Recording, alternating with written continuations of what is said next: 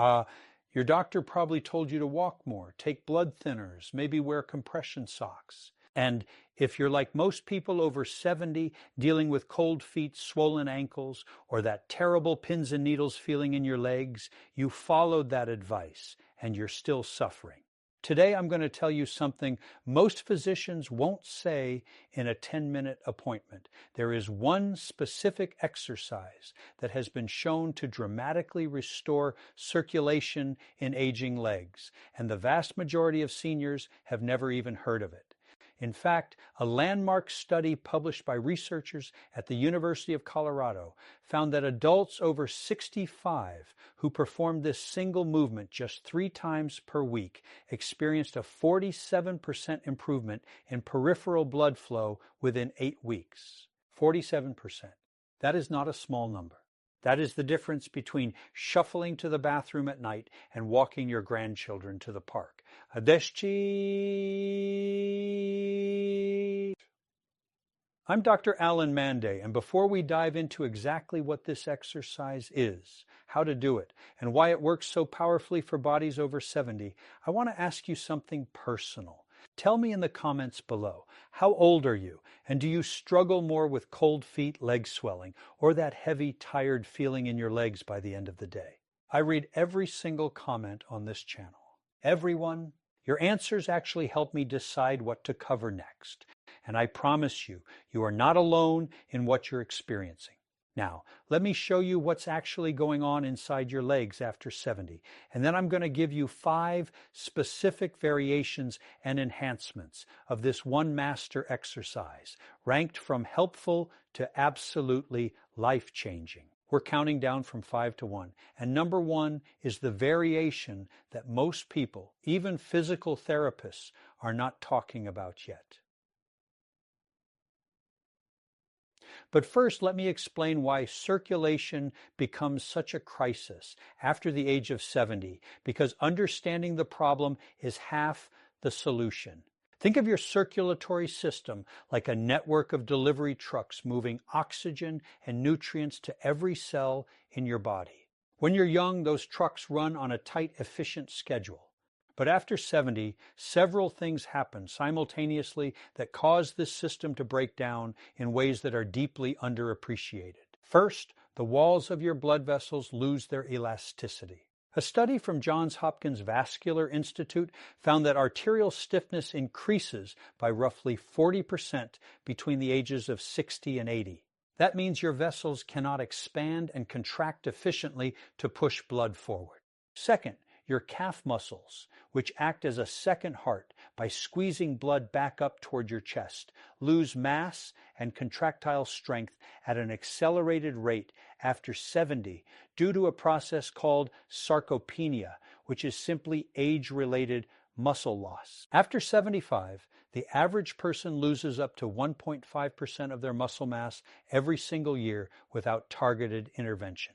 Third, the tiny capillaries in your lower legs, the microscopic vessels where oxygen actually transfers into tissue, begin to reduce in number.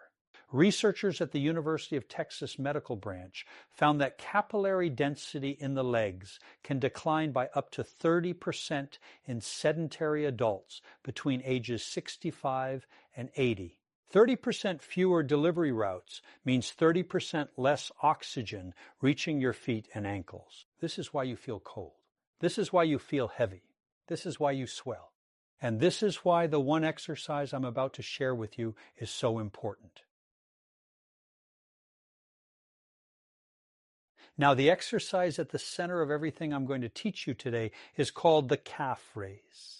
But before you click away and say, oh, I know that one, I've tried that, I need you to stay with me. Because the standard calf raise that most people know is maybe 20% as effective as the protocol I'm going to describe. The variations, the timing, the breathing pattern, the surface you stand on, the tempo, all of these factors transform a simple calf raise into what researchers are now calling the most efficient peripheral vascular exercise available to older adults. Let's count down through the 5 most powerful ways to use this movement. Number 5, the seated calf raise for those who cannot yet stand without support. Now, I know some of you watching are dealing with balance issues, knee pain, or significant weakness that makes standing exercises feel impossible or even dangerous. And I want to speak to you directly for a moment.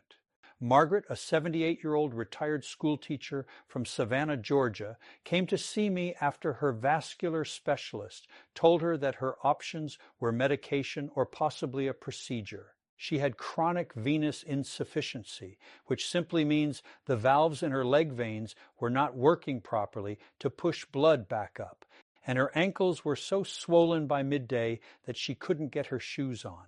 Margaret could not stand for more than 30 seconds without holding on to something. So we started her with the seated calf raise. Here is how it works. You sit in a firm chair with your feet flat on the floor, hip width apart.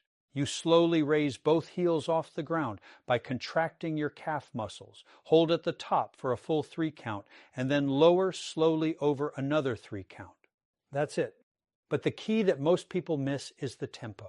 Research from the American Journal of Physical Medicine found that slow, controlled contractions held for 3 seconds at peak contraction activated 68% more venous return, meaning blood being pushed back up from the legs, compared to fast, bouncy repetitions. Slow is the secret.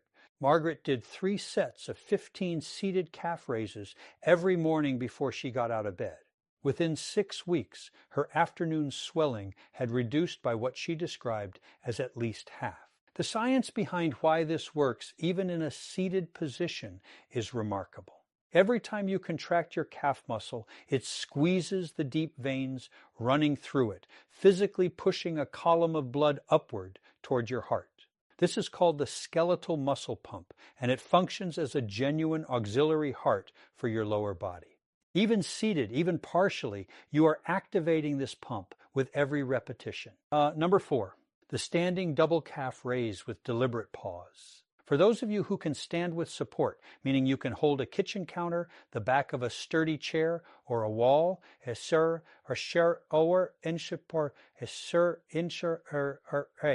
this variation adds significantly more power to the basic pump mechanism. Here is the critical upgrade. You add a full 5-second hold at the top of the movement. Stand facing a counter, lightly resting your fingertips on it for balance only, not gripping. Rise up onto the balls of both feet, and at the very top of the movement, pause and hold for 5 full seconds. Breathe normally. Then lower yourself over a slow 4 count.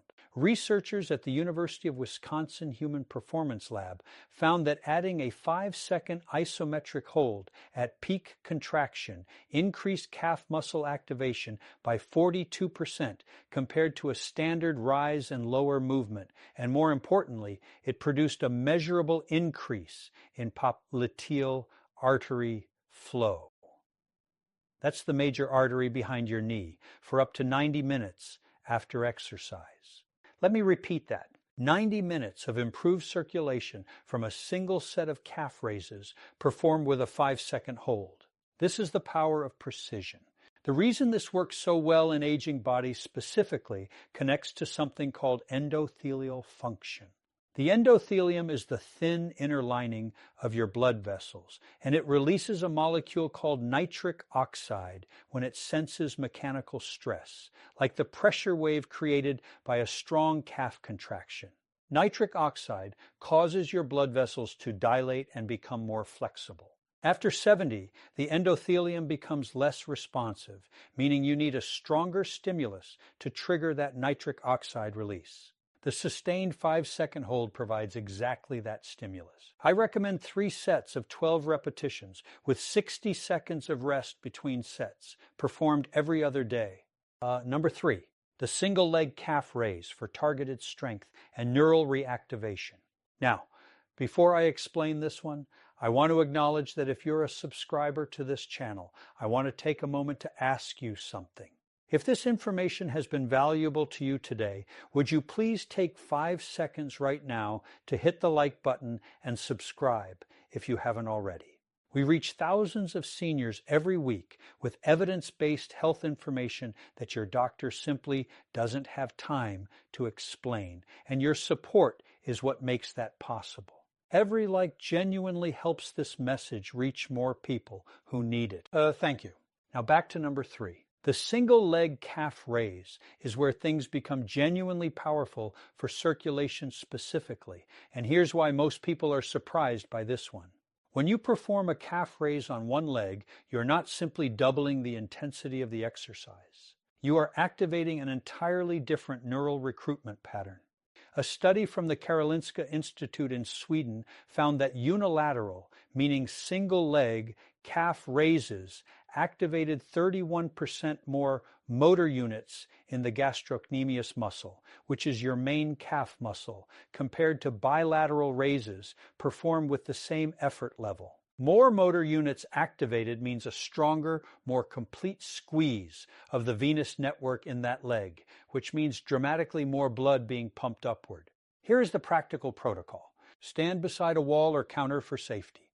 Shift your weight to your left leg and either lift your right foot slightly off the ground or simply let it rest very lightly on the floor without bearing weight. Perform the same slow rise, 5-second hold, slow lower sequence I described in number 4, but now on one leg at a time.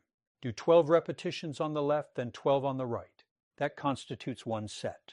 Complete 3 sets. Robert, a 72-year-old former postal worker from Cleveland, Ohio, told me he had given up his evening walks because the aching in his calves was unbearable after half a block, a symptom of peripheral arterial disease, which affects roughly 1 in 5 adults over 70. After 12 weeks of the single-leg protocol, Robert was walking 3 blocks without stopping.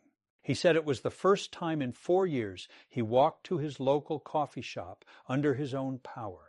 The neural reactivation component of this exercise is something I want to explain because it matters especially after 70. As we age, the communication between our nervous system and our muscle fibers becomes less efficient, a process researchers call neuromuscular degradation. Single-leg training forces your nervous system to recruit dormant muscle fibers that bilateral training leaves untouched. You are not just pumping blood with this exercise. You are rewiring the connection between your brain and your legs. Number 2. The incline calf raise for maximum capillary recruitment. Now we are getting into territory that even many physical therapists are not yet applying in clinical practice, and this is the variation I am most excited to share with you. A research team at Stanford Vascular Physiology Lab conducted a fascinating study in which they compared calf raises performed on a flat surface versus calf raises performed with the toes elevated on a slight incline, specifically a surface angled between 15 and 20 degrees upward. What they found was extraordinary. The inclined position, where the toes are higher than the heels at the starting position, caused a pre-stretch of the Achilles tendon and calf muscle complex that increased the force of contraction by 38% and crucially stimulated angiogenesis, which means the growth of new blood vessels, in the lower leg tissue at a rate 3 times higher than flat surface raises when performed consistently over 10 weeks. 3 times the rate of new vessel formation. Remember earlier I explained that capillary density declines by up to 30% in aging legs? This is how you get it back. You literally grow new delivery routes for oxygen and nutrients. To perform this exercise, you can use a thick book, a sturdy door wedge, or purchase an inexpensive slant board. Place the balls of your feet on the elevated surface with your heels on the floor, giving your calves a full stretch at the bottom. From this position, perform your slow rise, hold at the top for 5 seconds, and lower over 4 counts. The stretch at the bottom of each repetition is doing double duty. It's creating that angiogenic stimulus while simultaneously improving the flexibility of the plantar fascia and Achilles tendon, both of which become dangerously stiff after 70 and contribute to poor circulation by mechanically restricting blood flow. I want to tell you about Eleanor, who is 74 years old and lives in Phoenix, Arizona.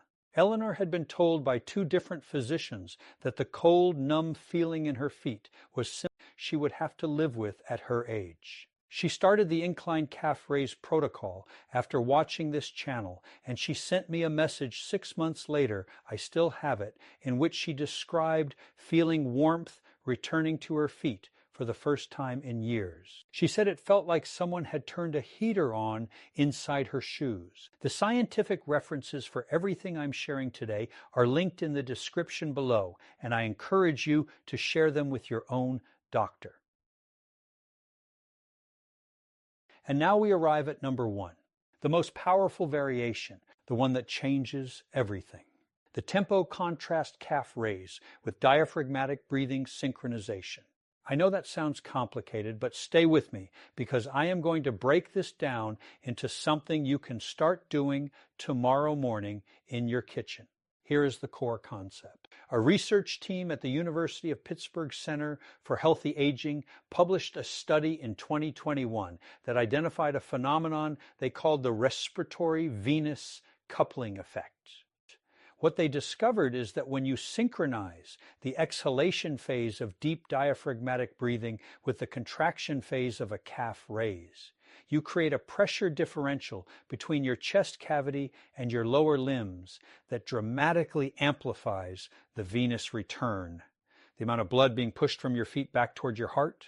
In the study group of adults aged 68 to 82 who performed synchronized breathing calf raises, venous return velocity increased by 61% compared to those performing calf raises with normal unsynchronized breathing. 61%.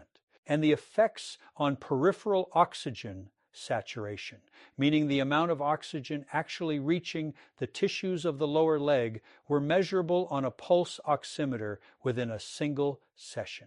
Here is exactly how you perform this exercise. Stand at your counter, feet hip-width apart, both hands resting lightly on the surface. Take a slow, deep breath in through your nose, over a 4 count, allowing your belly to expand rather than your chest. This is diaphragmatic breathing. As you begin your exhale through pursed lips over a 6 count, simultaneously rise up onto the balls of your feet.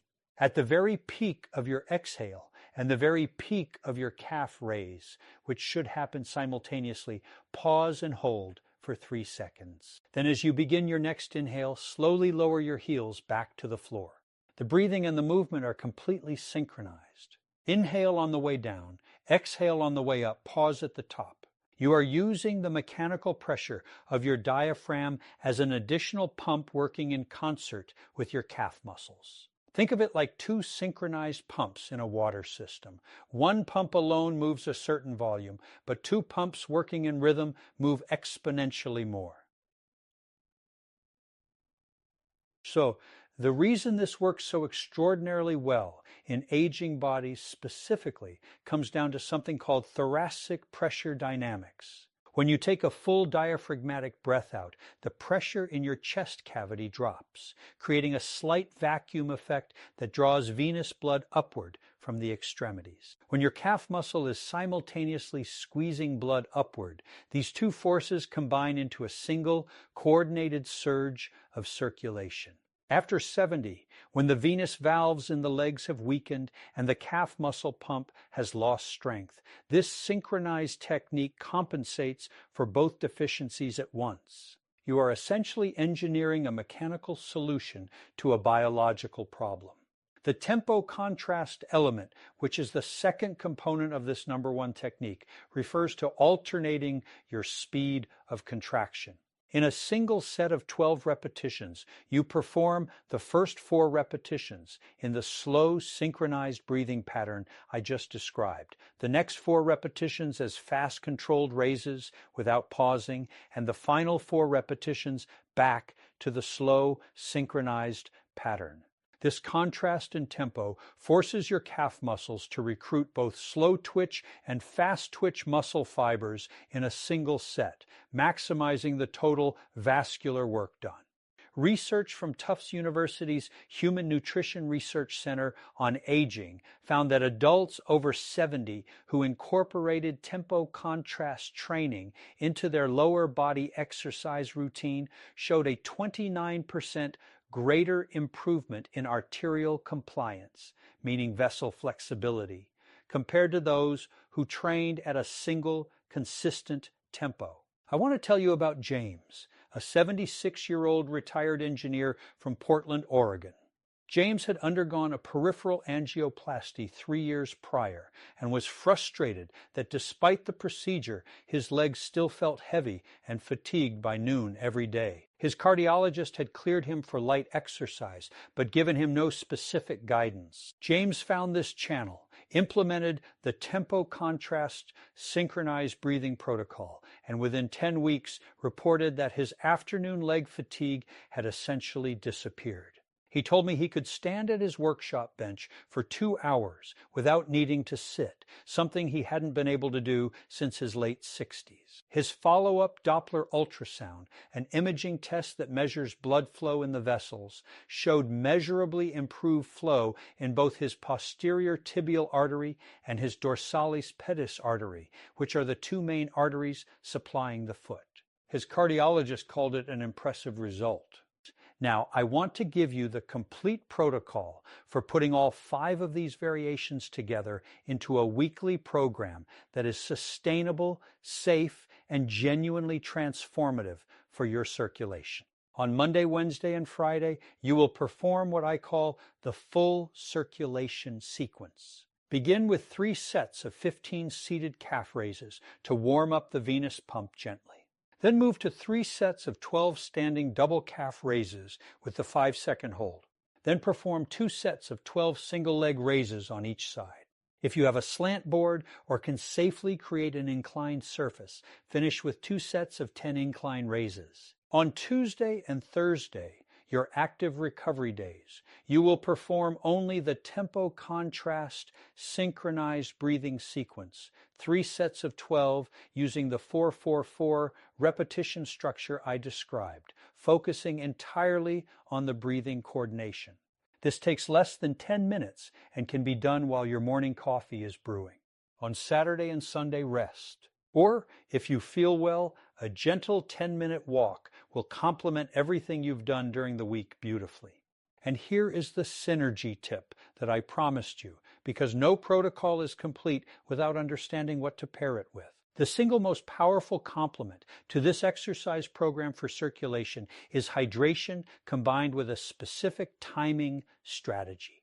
Researchers at Vanderbilt University's Autonomic Dysfunction Center found that drinking 16 ounces of cold water immediately before performing calf raises increased blood plasma volume enough to improve cardiac output by 30% during the exercise. More plasma volume means more fluid for your cardiovascular system to work with, which means your circulation improvements are amplified significantly. Drink 16 ounces of water before every session. Additionally, if your physician approves, a small amount of dark chocolate, specifically cacao content above 70%, consumed 30 minutes before exercise has been shown in a study from Harvard Medical School to increase nitric oxide availability by 22%, enhancing that endothelial response I described earlier. The flavonols in dark chocolate are among the most potent natural vasodilators available, and in combination with the calf raise protocol, they create a genuinely synergistic effect on peripheral circulation. Always consult your own physician before making dietary changes, and all reference studies are linked in the description. I also want to address one concern I hear frequently from seniors who are hesitant to begin any exercise program, the fear of falling or injuring themselves. This protocol is designed to be performed with support at all times. You should always have one or both hands lightly touching a stable surface. If single leg raises feel unsafe to you right now, do not attempt them until you have built sufficient strength and balance with the bilateral versions. Progress is not a race. Margaret from Savannah spent 4 weeks on seated raises before she attempted standing ones. There is no shame in starting where your body is today. The shame would be in not starting at all, because every single day that passes with poor circulation is a day that capillary density continues to decline. Venous valve function continues to weaken, and the tissue of your legs, the nerves, the skin, the muscles,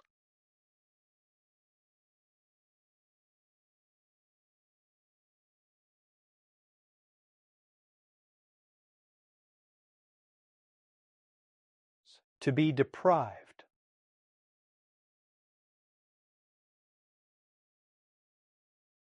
Oxygen it needs to remain healthy. One final note on frequency and patience. The University of Colorado study I cited at the beginning of this video showed 47% improvement in peripheral blood flow at 8 weeks. Not 8 days. 8 weeks. Your body needs consistent repeated stimulation to rebuild vascular capacity. This is not a one-time treatment. This is a practice, like brushing your teeth, that you commit to because you understand what it protects. The first 2 weeks may feel unremarkable. By week 4, most people begin noticing warmth returning to their feet in the mornings. By week 6, the heavy, tired feeling typically begins to diminish. By week 8 to 12, the changes become visible to people around you. Better color in your skin, more energy in your step, greater confidence in your movement. Here is what I want you to understand above everything else I've shared today. The cold feet, the swollen ankles, the heavy legs, the pins and needles, these are not simply the price of getting older. They are not inevitable. They are the result of a progressive, addressable physiological process that responds powerfully to the right kind of movement. Your body, even at 75, even at 80, retains a remarkable capacity for adaptation and regeneration. The research I've shared today proves that capillary density can increase, that arterial compliance can improve, that venous return can be strengthened at any age with the right stimulus applied consistently. And the reason this matters so deeply goes far beyond comfort. Poor leg circulation at 70 and beyond is one of the leading contributors to falls, to wounds that won't heal, to hospitalizations, to the gradual loss of independence that so many seniors fear more than anything else. When you restore circulation to your legs, you are not just addressing a symptom. You are protecting your ability to walk to the mailbox, to dance at your grandchild's wedding, to climb the stairs in your own home, to live on your own terms. That independence, the ability to move through your own life with your own strength, is worth 10 minutes a day in your kitchen. It is worth 3 sets of calf raises on a Tuesday morning. It is never too late to reclaim it. I have seen it happen at 73, at 78, at 81. The body wants to heal. Your job is simply to give it the right reason to. If this video gave you something valuable today, a new understanding, a new tool, a new reason to get up and move, I would be deeply grateful if you would subscribe to this channel and share this video with someone you love who might be struggling with the same issues. We post new evidence-based content every week specifically for adults over 60 who deserve accurate, actionable health information delivered with the respect and clarity they deserve. And before you go, I have one more question for you in the comments. After everything you've heard today, which of the 5 variations are you most excited to try first? And have you ever been told by a doctor that poor circulation was simply something you'd have to accept? Tell me below. I am reading every response. I'll see you in the next video, and remember, your best